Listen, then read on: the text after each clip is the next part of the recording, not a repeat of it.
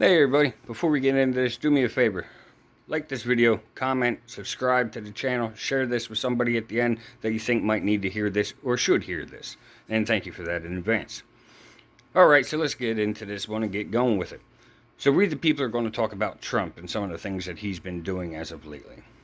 Now, during this government shutdown, when Democrats are saying that they're standing on this hill and they're going to die by the sword for health care for all and government-funded programs, they're blaming Republicans that if the troops don't get paid, that it's going to be the Republicans' fault.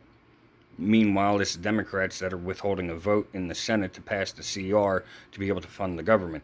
And yes, the Democrats need to be able to vote in this. Otherwise, the CR will never get passed. So, taking your ball and going home to complain about the orange man doesn't really float. But while you're doing that, you've given more power to Trump in order to do things to keep things going. So the troops getting paid because funds were getting moved around, that was because of Trump. Now you can sit there and complain and whine and grab your bottles and your pacifiers because guess what? He made it happen. And now you plan on suing him, which really doesn't make you look good to the average American who goes, wait, he did something great in making sure that our military continues to get paid. Why would you want to stop him from doing that? The next thing that Hitler has accomplished was he helped to broker a deal of peace in the Middle East, getting the Israelis and Hamas to sit down at the table and discuss things. Discuss them to the point that they signed a peace treaty. Now, in that peace treaty, the 20 remaining hostages that were alive were fully released back to their families to be reunited with their loved ones. An amazing accomplishment. Whether you want to say he did it in full, he did it in part, or he had his little pinky toe dipped into the waters and his name associated with it. It's still an accomplishment. These two groups have been at war for a very long time. And now that there's a peace treaty in place, I pray to the Lord above that it holds true, and these people get back to a sense of normal and start rebuilding their lives and moving on with it. But the Free Palestine crowd is now silent, wondering where their next paycheck's going to come from because they can't be paid to protest. Now they actually have to go get a job. And yeah, there are videos of that one, news footage of it. So it's not just my word. You can go ahead and do a Google and find that one yourself. Now, past presidents want to talk about, oh, well, I tried to do this and I tried to do that, and you try to negotiate with a terrorist. The problem is when you try to negotiate with a terrorist, the terrorist has the upper hand because they can say no and continue to be a terrorist. Sometimes, in order to get a terrorist to stand down, you have to have a bigger stick to threaten with. And as everybody knows, Donald Trump is not afraid to be that little child that's got the bigger stick to threaten anybody with. Sometimes you need that overwhelming show of force for somebody to sit down and start listening. It's just like when your dad cut your butt when you were younger and when you got out of line. You stopped what you were doing and you listened real quickly because you didn't want it to happen again. So, we've got a peace deal. We've got prisoners, hostages that are came home. I think that's a fantastic thing. So the biggest threat to the world democracy is that one that's actually out there helping to broker peace deals between countries that have been warring for generations. Now, does that deserve a Nobel Peace Prize? Some people say yes. Some people say no. Israeli government says yes. Palestinian government says yes. The American government says we don't like Orange Man. Hey, big, he's scary, he mean. He says mean things, they hurt our feelings. You know, again, your feelings don't matter.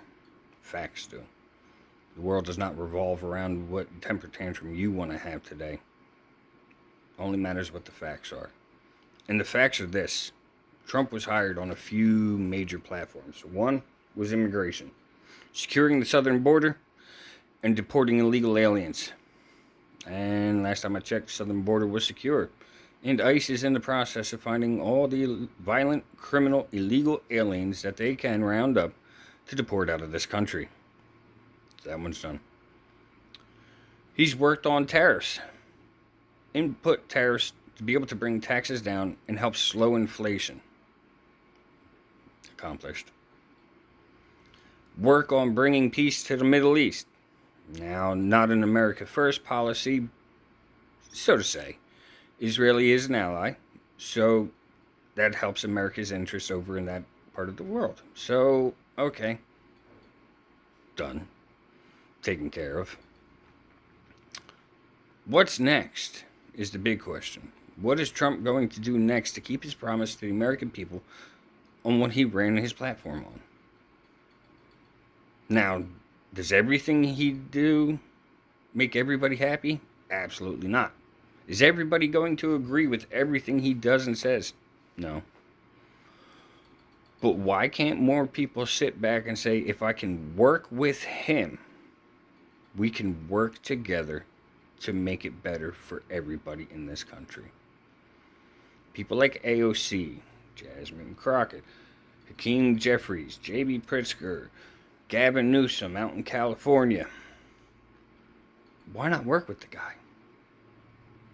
What are you fighting against? You're fighting against a person who wants to put the American people back up on a pedestal and a platform so that success can come back to this country, so that wealth can start to grow inside of this country, so that the American people can actually start having pride back in this country. For a number of years, pride was gone from the American people and the American dream. Now that we have a president who's working towards putting that pride back into the country, why would you not want to get on board to work with him to do the things that need to be done? California, no matter how you look at it, is one raging dumpster fire after another. And it's because Gavin Newsom thinks of himself and himself alone. And nobody can say otherwise. He talks about Joe Rogan having a small podcast. Joe Rogan's one of the most popular podcasters in the entire world. More so than what Gavin Newsom is. But, Gavin's got to deflect all the attention away from himself. Palisades is still burnt down to the ground. Rebuilding has not really commenced. I believe it's only 2 permits that have been handed out to be rebuilt. But now it's because federal funding has been withheld that they cannot rebuild. Where's all the state money? The state collects taxes off of people. The state collects a lot of taxes off of people. Where's the state funding to help people out? Because it should come from the state first, then be replenished by the federal government. But the state has no money to hand out. Chicago is in a huge hole. And now he wants to find a way to tax people more to try to make up that deficit. But he has 150 cops on his police detail. What do you need 150 police officers for a protective detail for you and your family if you live in a safe city? If you live in a city you were so proud of with so little violent crime, what do you have 150 cops around you and your family for? Now, I understand as a political person, you've got enemies. You've got opponents. You've got people that would wish harm on you and your family. And that, first off, is absolutely wrong. And you should have a protective detail. Because you do things that upset people and they get mad about it and they would want to hurt you. Protective detail is a must. But 150 cops on roster is not something that's needed. 10, 15, 20 if your family's split up and going in different directions. You've got some, your wife and kids have some. Absolutely fine. 150, you're wasting taxpayer money. And now you're going to tax the same taxpayers even more money because you've been wasting it this entire time. That's not right. That's not how you do business in this country.